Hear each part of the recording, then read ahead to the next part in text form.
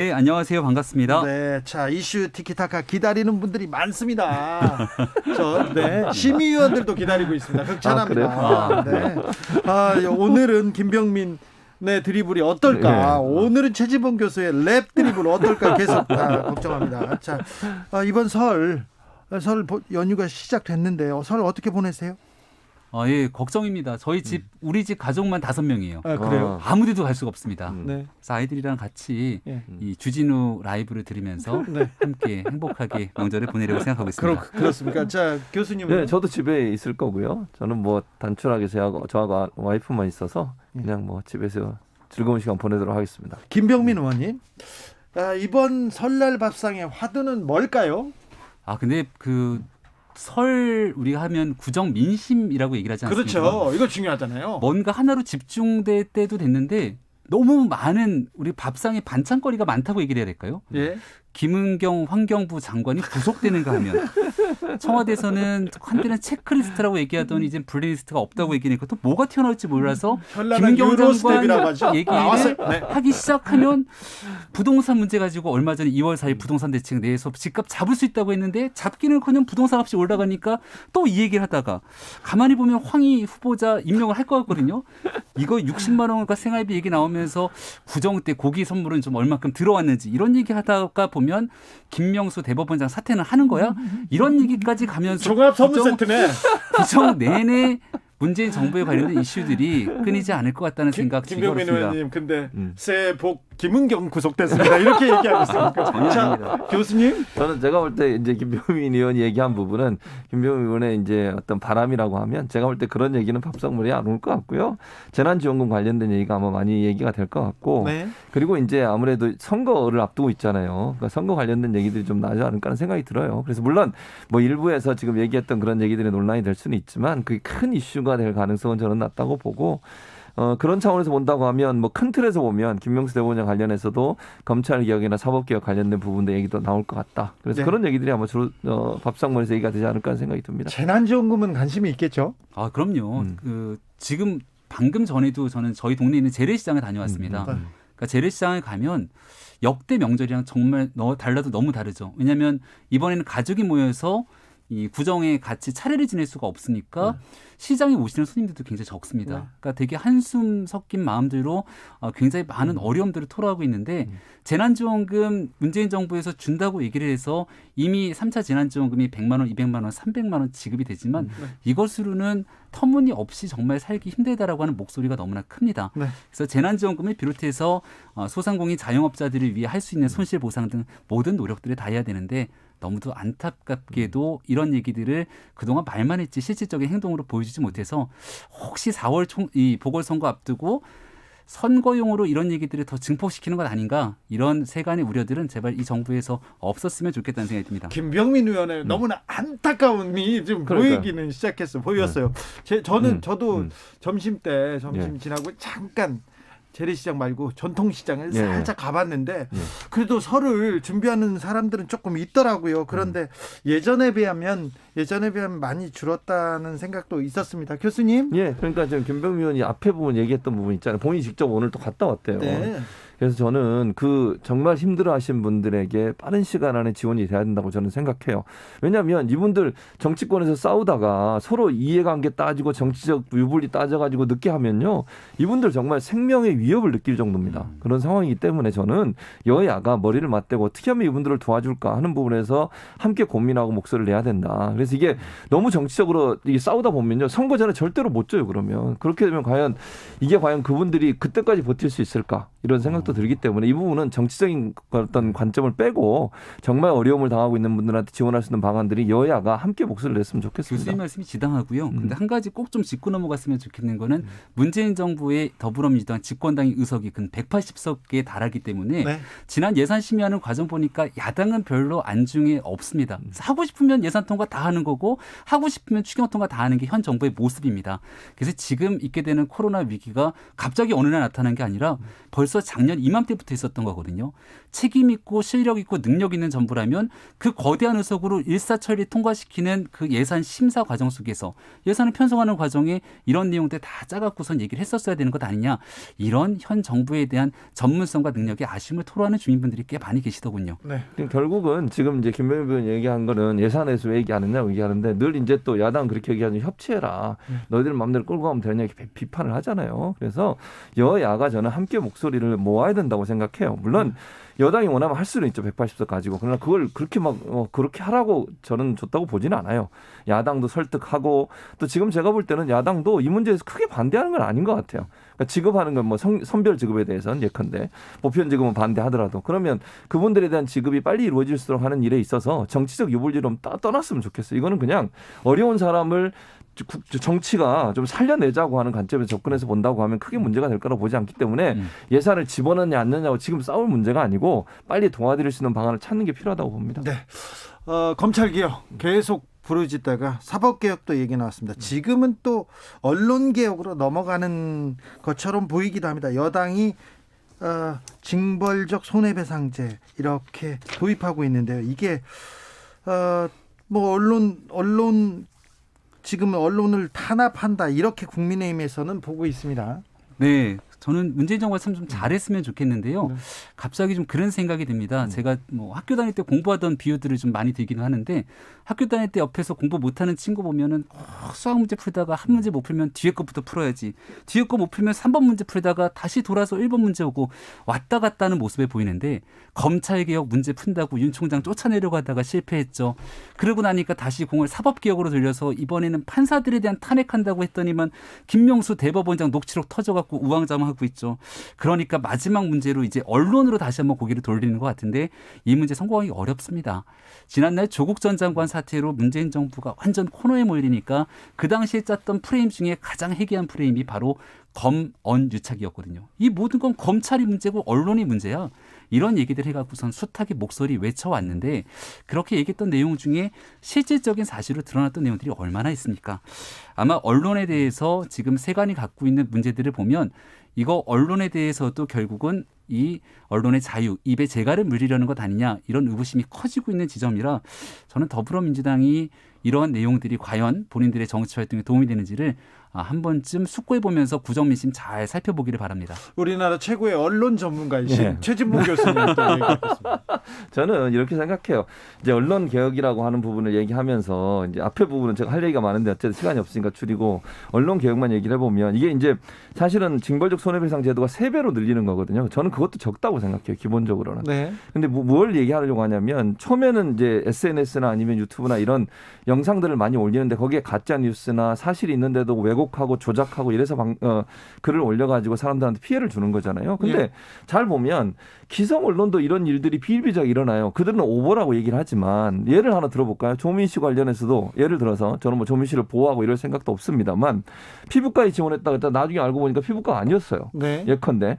나중에 거기도 정정을 했어요. 자기들도. 그런데 거기에 대한 사과 한마디도 없습니다. 아니 그러면 사실관계 확인하고 보도를 해야 되는 거잖아요. 네. 근데 왜 사실관계를 확인 안 하고 보도를 하냐는 거예요. 제 말은. 이런 어떤 제재가 없기 때문에 어찌 보면 언론사들이 제대로 확인 안 하고 그냥 아니면 말고 식으로 보도하고 그냥 그것이 사회에 여론을 미치는 거잖아요. 예를 들어 반대로 김병민 의원에 대해서 누가 어떤 언론사가 정말 아무 일도 없는데 많이 당했습니다. 그런 일이 생기면 네. 그거는 정말 말이 안 돼요. 근데 나중에 그걸 오보라고 해서 바꾸지도 않아요. 그리고 사과도 안 해요, 사실은. 네. 그런 일들이 비일비재하게 일어나고 있기 때문에 저는 이 문제는 언론이 제대로 팩트 체크할 수 있도록 만드는 하나의 어떤 도구가 돼야 된다고 봐요. 그리고 제가 몇 군데 언론의 인터뷰에서 그런 얘기했어요. 제안을 하자. 첫째, 정치적인 견해나 의사나 비판 내용에 대해서는 포함시키면 안 돼요. 저는 아니라고 생각해요. 예를 들면 정부가 추진하는 정책에서 비판적 의견을 내서 그걸 평가하면 안 돼요. 그렇죠. 다만 제3자 누가 봐도 명확한 사실이 존재. 예를 들면 김병민 의원 아까 많이 당해봤다고 그랬잖아요. 없는 사실인데 만들어냈어.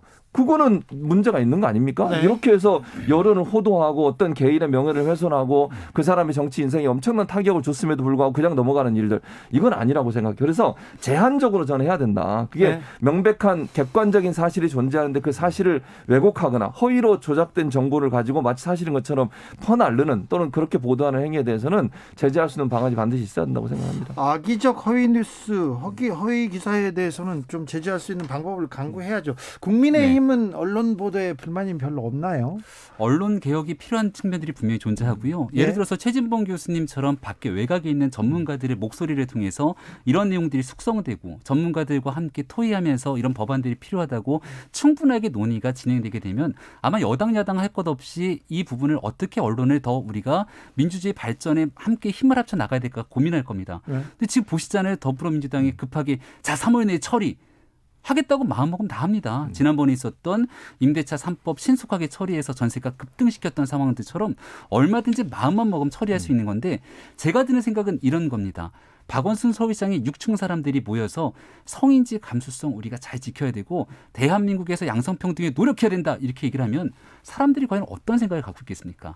누가 이런 얘기들을 하면서 시대적 과제들을 끌고 나가는지에 대한 문제가 중요한 건데 적어도 문재인 정부 더불어민주당에서 개혁이라고 하는 단어에 대해서 굉장히 많이 오염이 됐다. 그 개혁을 끄집어냈을 때는 이게 진짜 진정성 있게 이 사회를 바꾸려고 하는 거야?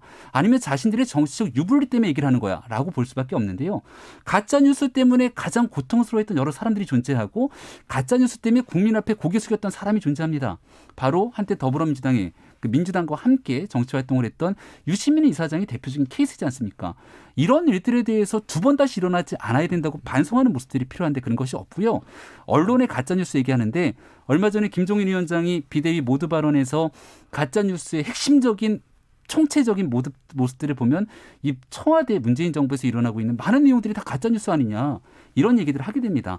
아니 현 정부에서 일어나고 있었던 많은 얘기들 뒤집어 보면은 진짜가 아니라 가짜로 드러난 게 너무 많거든요. 그럼 이런 의도적인 가짜 뉴스에 대해서는 징벌적 손해배상제를 문재인 정부 앞으로 청구서를 내야 되는지 더불어민주당이 내야 되는지 지금 김병민 의원이 수학 공식처럼 적어왔어요. 모든 문제를 이렇게 딱딱 3단계선 누구, 3단계, 4단계선 누구 이게 너무 드리블을 하는데 그래도 이 정권에서도 개혁을 나가야죠. 이 정부에서 개혁을 안 하면 개혁이 꼭 필요하다는 생각을 갖고 있고요. 그렇죠. 제가 대학에서 학생들 가르치는 과목이 행정개혁론입니다. 그러니까 저는 누구보다 우리 사회를 한번 바꾸기 위한 개혁이 필요하다는 생각을 갖고 있는데요. 네. 개혁이 정권이 바뀔 때마다 다시 돌아가게 되는 상황이 아니라 영속적으로 사회를 변화시키기 위해서는 그걸 위해서 여당과 야당이 같이 끌고 갈 수 있는 공감대가 있어야 됩니다. 7616님이 김병민 교수님 언론개혁 해야 하는 거 잘 아실 거예요. 함께 해나가시면 좋겠어요. 이렇게 물어보는데요. 개혁에 반대하는 건 아니잖아요. 함께 할 수 있는 기회가 분명히 있을 거라고 보고요. 네. 4월 보궐선거를 앞두고 더불어민주당이 이렇게 정치적인 행위를 끌어내는 게 아니라 내년도 대통령 선거를 앞두고 우리 사회 변화를 위해 언론개혁 어떻게 해야 되는지 핵심은 정치권이 언론에 개입을 하지 않아야 될 때 개혁이 시작됩니다. 8897님이 강남 성심병원 앞에 너무 막힙니다. 얘기합니다. 저는 잠시 후 6시에 이슈 티키타카로 다시 돌아오겠습니다.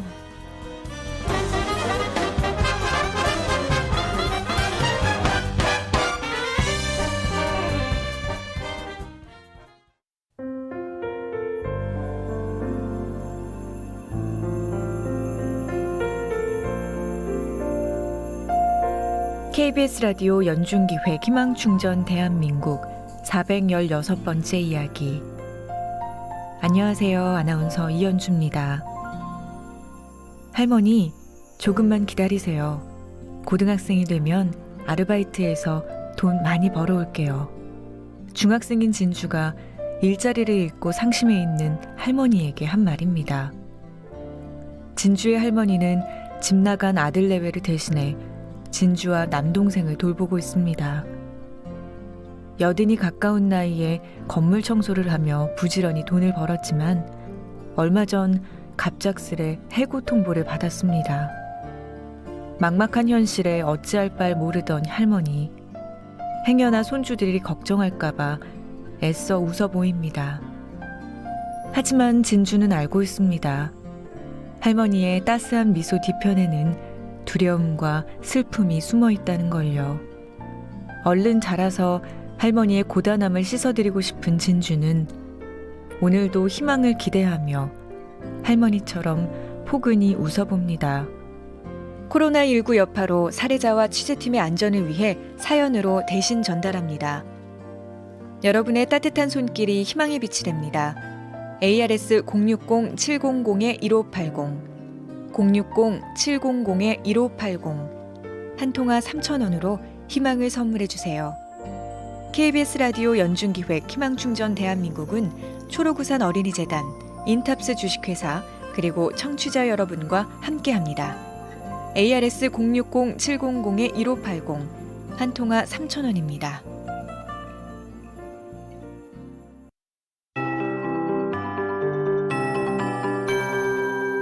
KBS 58분 날씨. 연휴 기간 동안 전국의 낮 기온이 10도 안팎까지 올라 포근하겠고요. 날씨도 맑아서 활동하는 데 있어서 무난하겠지만 안개가 위험 요소가 되겠습니다. 이 당분간 온화한 남서풍에 의해서 서해상에서 수증기가 유입되겠습니다. 따라서 수증기가 응결돼 안개 끼는 곳이 많겠고요. 이 서해상에서 발생한 해무로 인해서 오늘 밤과 내일 오전 사이에 서해안과 중부 내륙, 경북 내륙에 안개가 짙겠습니다. 가시거리 200m 이하, 또 내일 새벽부터 아침 사이에는 가시거리 10m도 안 될 정도로 앞을 분간하기 힘든 곳도 있겠습니다. 게다가 도로 살얼음이 생기는 곳도 있으니까 도로 교통 안전에 유의하셔야겠고요. 항공교통과 해상교통 이용하실 분들도 사전에 운항 정보 확인하시기 바랍니다. 영동과 일부 경북권, 또 경남, 전라 동부에는 대기가 건조한 상태입니다. 그 밖의 지역도 점차 대기가 건조해지겠습니다. 화재 예방에 신경 쓰셔야겠습니다. 오늘 밤 중부지방은 가끔 구름이 많이 끼겠고 내일은 전국이 대체로 맑겠습니다. 제주 지역만 구름이 다소 많이 끼겠습니다. 내일 아침 서울의 기온 영상으로 출발합니다. 서울 2도 등 영하 5도에서 영상 2도, 낮 최고 기온 서울 10도, 대전, 전주, 대구 13도 등 8도에서 15도 분포로 일교차는 계속 크게 나겠습니다. 영동 지방에는 바람이 강하게 불겠습니다. 지금 서울의 기온은 6.4도입니다. 강혜종입니다.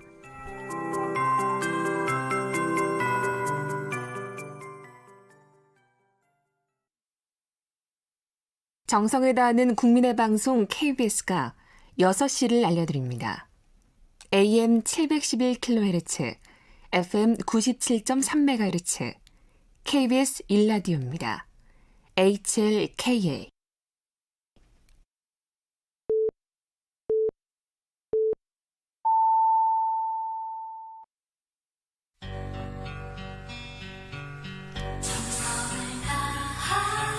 정성을 다하는 국민의 방송 KBS 주진우 라이브. 그냥 그렇다고요. 주진우 라이브 이슈 티키타카 김병민, 최진봉 두 분과 함께하고 있습니다. 9755님께서 명절입니다. 오늘만큼은 매사 트집답지 말고 덕담도 하면서 했으면 좋겠습니다. 우리는 마이크가 꺼지면 계속 덕담해요. 아유, 김병민이 힘들다고. A, 그렇죠. 네. A 플러스 B는 네. 유시민 3 플러스 4는 문재인 이렇게 그렇죠. 다 정리해왔다고 때문에. 아주 열심히 준비한다고 이렇게 얘기합니다.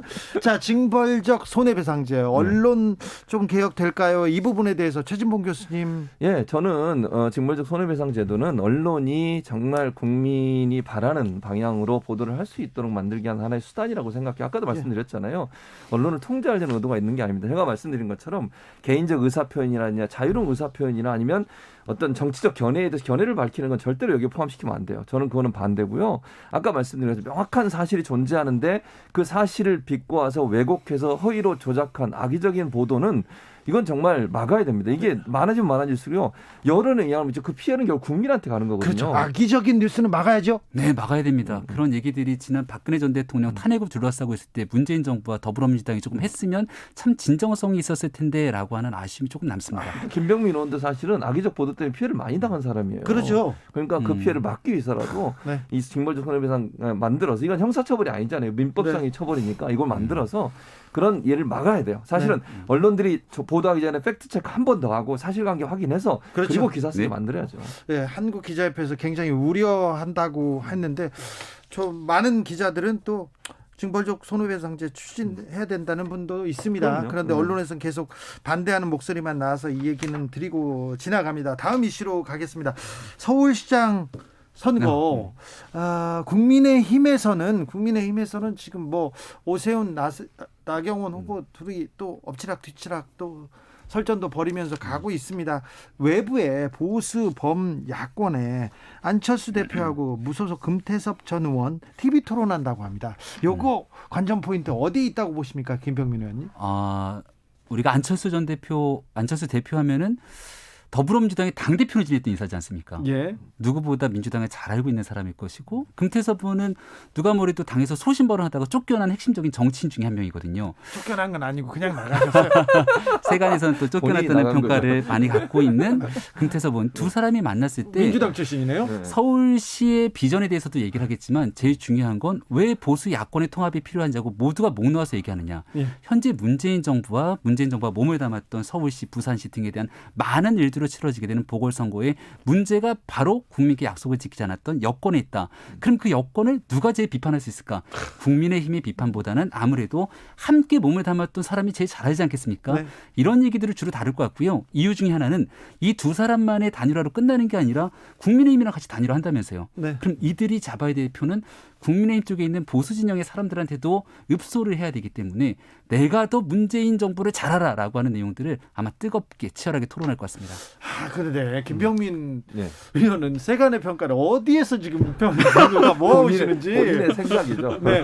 자, 그런데 안철수 대표가 토론에 좀 약할 거라고 이렇게 생각하시는 분도 있는데요. 저는 뭐 거기에 일반적으로 동의해요. 왜냐면 안철수 대표가 예전에 이제 대선 후보 나올 때나 이거 여러 후보로 나와서 말씀하신 걸 보면 실수하는 경우들이 가끔 있었고, 근데 이제 말씀이 설득력 있게 들리기보다는 본인의 전문 분야는 모르겠어요. 근데 정치적 견해를 얘기하고 이럴 때는 상당히 좀 다른 후보에 비해서 제 개인적인 판단입니다. 이것도 약간 떨어지는 부분이 있었어요. 그래서 그런 부분들이 이 토론에서 과연 제대로 잘 표현될까? 왜냐하면 지난번 사실 이 토론도요. 금태섭 전 의원 같은 건 4번, 5번 하자 그랬어요. 근데 안철수 대표가 2번만 하자고 지금 줄인 거거든요. 그리고 설 전에 하자고 그랬는데 그것도 안철수 대표가 좀 미뤘고 하는 걸 보면 토론을 상당히 좀 신중하게 접근하는 부분이 있어서 제가 볼 때 토론에서 모르겠습니다. 뭐 지금 이 상황에서도 안철수 대표가 바뀔 수도 있으니까 제가 단정적으로 얘기할 수는 없지만 그냥 지금까지의 견해로만 말씀을 드리면 금태섭 전 의원에게 좀 유리한 상황이 되지 않을까 하는 예상 가능합니다. 그런데 지금 금태섭 후보하고 안철수 후보하고 그 지지율 차이가 너무 나고요. 그렇죠. 그리고 또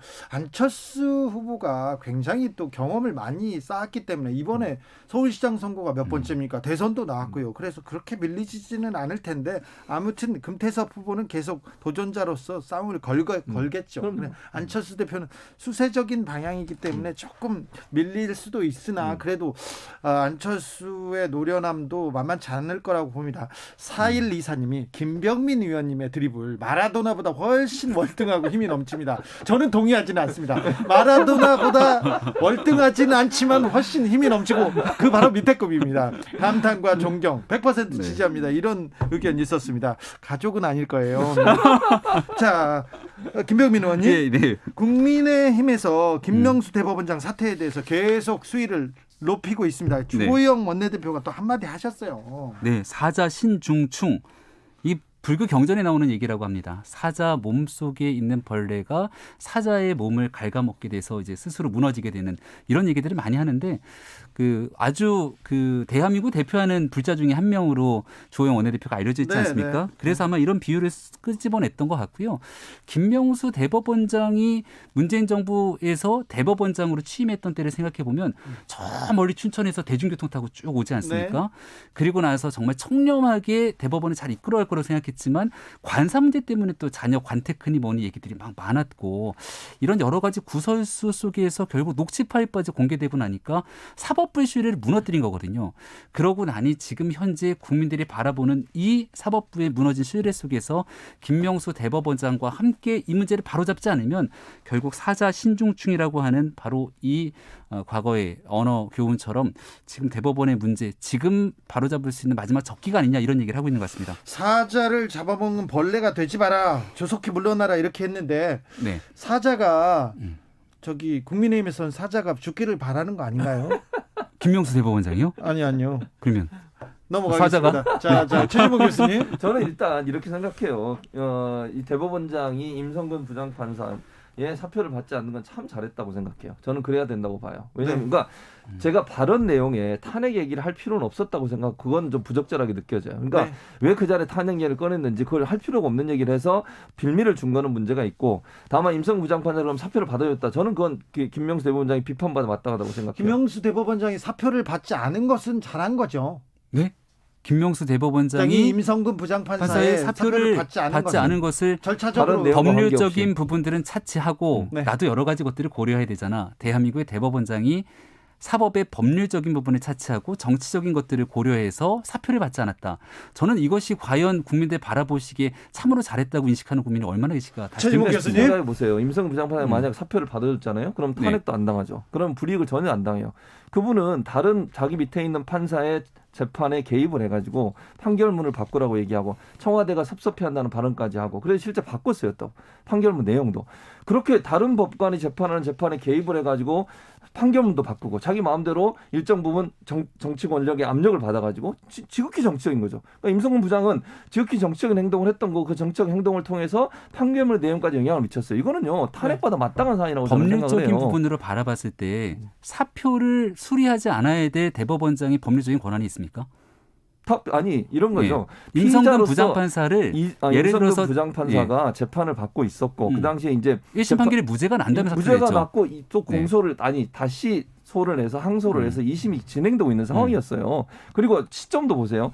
작년 2월에 사실은 1심 판결이 났어요. 1심 판결 나자마자 박지민 의원을 포함해서 민주당 의원들이 탄핵해야 한다는 목소리가 높았어요. 시민사회단체도 탄핵한다는 의견이 높았고. 그럼 임성근 부장은 이미 탄핵에 대해서 어느 정도 알고 있었던 상황이에요. 예. 그리고 5월에 대법원장 면담 들어가요. 근데 그 전에 뭐가 4월 달에 총선이 있었어요. 총선에 180석이 민주당이 당선이 됐어요. 그럼 네. 탄핵할 수 있는 충분한 조건이 되잖아요. 네. 제 개인적인 생각입니다만 임성근 부장 입장에서는 탄핵 얘기가 민주당에 나오고 시민단체에 나오니 5월에 녹음기는 아니지 휴대전화에 녹음할 준비 딱 하고 그리고 대법원장 면담 들어간 거잖아요.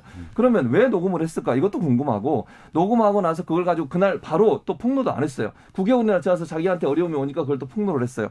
그러면 제 개인적인 생각은 그래요. 4월 총선에서 민주당이 180석 이상 되니까 본인이 탄핵될 수 있는 위험성이 있고 탄핵당한 본인은 변호사 개업도 못해요. 5년 동안.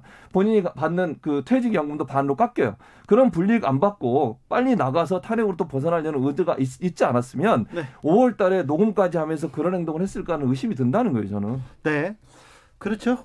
그런 부분은 네. 얘기해도 돼요. 얘기요. 짧게 하겠습니다. 네, 다음 넘어가겠습니다. 마지막으로 좀 김종인 비대위원장 발언에 대해서 정상적인 엄마 발언에 대해서는 당내에서는 뭐라고 합니까? 어저께 저 그 한부모 가정이 있는 시설에 가서 어떤 어려움은 없는지를 청취하는 과정에서 여러 가지 얘기들이 나왔던 것 같은데요.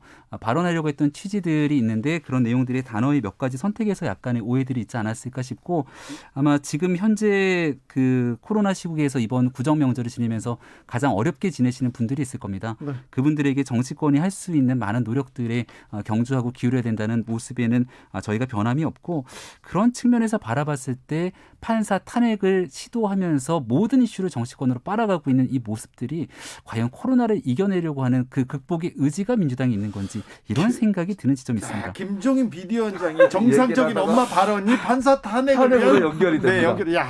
김병민 역시 이렇게 셉니다. 자, 그러면 김병민 의원 이거 짧게 물어볼게요. 김명수 대법원장은 탄핵해야 됩니까? 탄핵이 불가합니다. 불가요? 네. 그리고 탄핵이 돼서는 안 된다는 전 개인적인 생각을 갖고 있습니다. 이유는 탄핵이라고 하는 건 헌법과 법률을 위반한 중대한 행위가 있을 때 다툼의 여지가 없을 때 탄핵이 진행될 텐데 여기에 대해서 김명수 대법원장 우리가 예를 들어서 한 200석 정도 되는 의석을 갖고 방망이를 두들긴다 하더라도 헌재에 가서 기각될 겁니다. 네. 저는 그렇게 생각을 하고요. 네. 그렇기 때문에 임성근 부장판사에 대해서 무리하게 의석의 힘으로 밀어붙여서 탄핵을 시도했던 결론은 결국 2월 말 정도 되면 헌재에서 어떤 결정이 나오는지에 따라서 제가 아까 말했던 두 번째 헛발질도 이번에 세상에 드러나지 않을까 싶습니다. 김명수 대법원장으로 시작해서 임성근 부장판사로 끝납니다. 자, 김병민 안 되겠어요. 설날인데 안 되겠어요. 가장 어려운 질문 준비했어요. 안 끝났어요. 시간 다 된 것 같은데. 아직 안 끝났어요. 시간 많아요.